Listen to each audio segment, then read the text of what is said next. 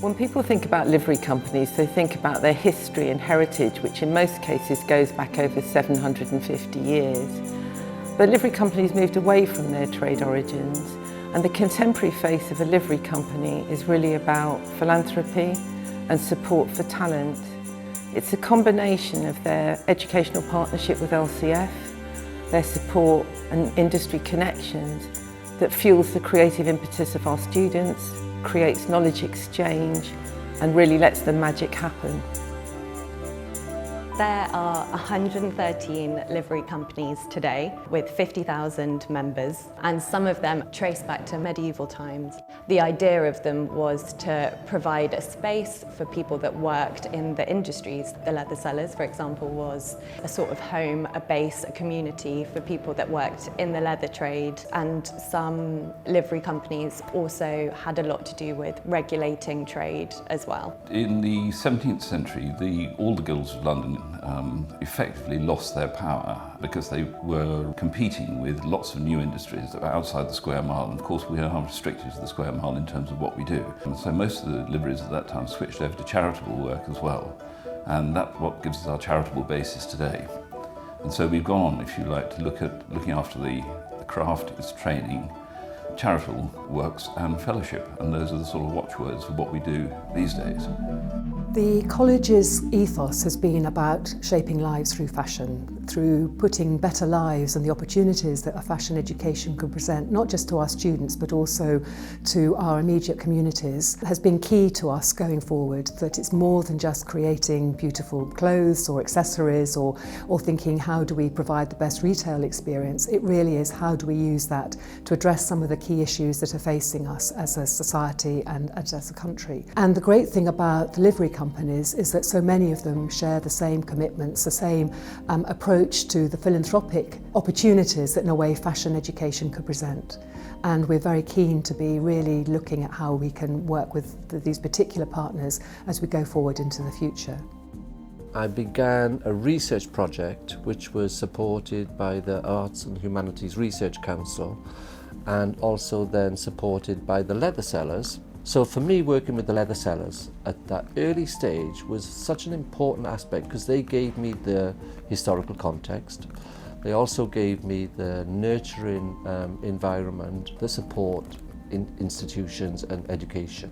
One of the original questions within my research project was patronage. The patronage that both myself as an artist, the college, have gained as being crucial for the development of the course.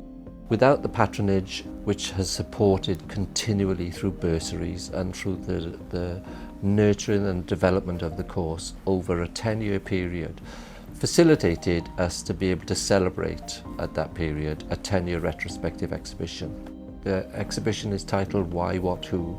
So why they came to the course, what they produced and who they are now. London College of Fashion has been connected with the Biennale for a number of years, particularly the Art Biennale, where we've had both staff and students or alumni exhibiting work. I became very interested in being connected with the Architecture Biennale because of the relationship of fashion to engineering and architecture, and felt that this was the perfect opportunity to show the alumni from this particular course because of the interest in materials, because the fact that we've got alumni from all over the world, and that's what we have here in Venice, and it is for me the perfect setting for this particular course. I think the special thing about the MA Artifact is the context, because students can really try to explore the boundaries.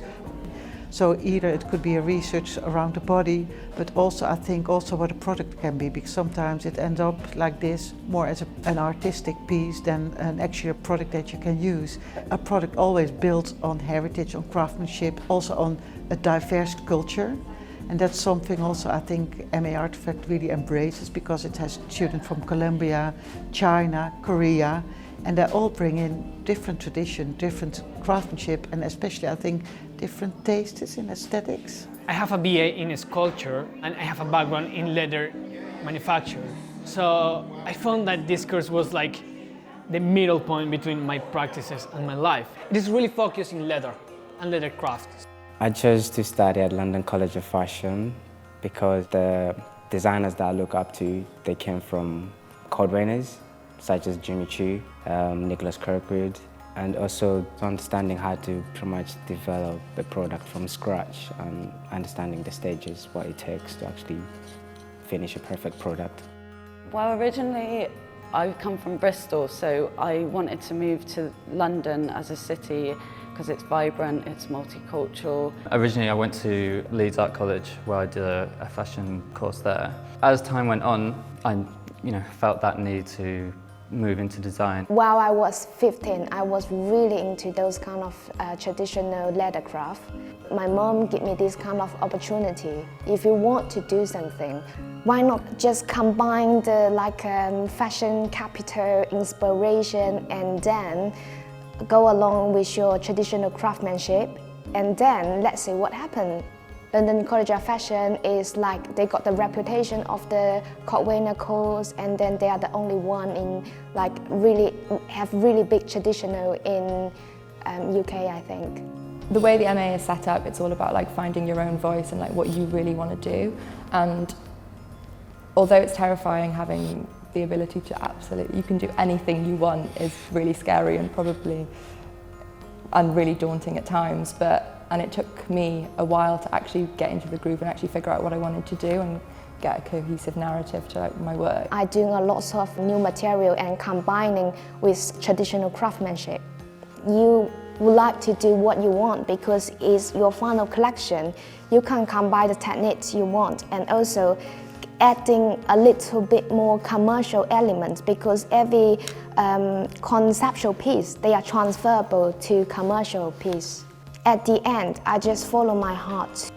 All of a sudden, through first year, I had all this new wealth of knowledge.